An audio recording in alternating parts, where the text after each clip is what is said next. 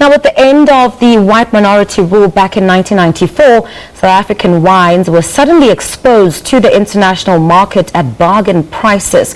But those cheap prices are now hurting an industry that is struggling to compete. An early morning harvest in the vineyards of Stellenbosch. Some of South Africa's best wines have been grown on these rolling hills for over 350 years. But as praise from critics pours in, price tags are bottoming out, with customers reluctant to pay over $20.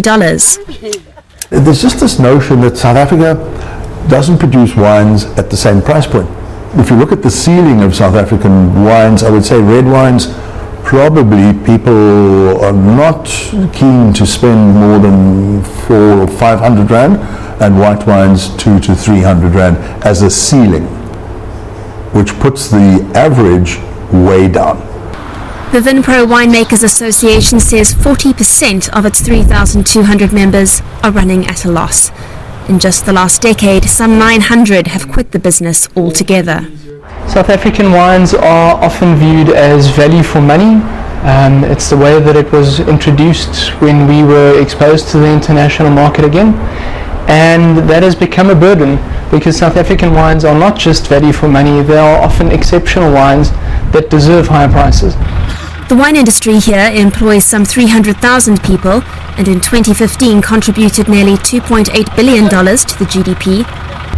But few South Africans even drink wine, and experts say tapping into the black middle class and the rest of the continent is vital. The black middle class now, in purchasing power terms, is bigger than the white than the purchasing power of the white population. So if you're sort of cutting more than half of your market off and saying, you know, we're not going to sell to them or we can't sell to them, then you're cutting yourself off from a large proportion of what you need to sort of save the industry. Facing stiff competition in their traditional markets like the UK and Germany, experts insist South Africa's wine producers will have to win new fans elsewhere if they're to put a cork in the problem.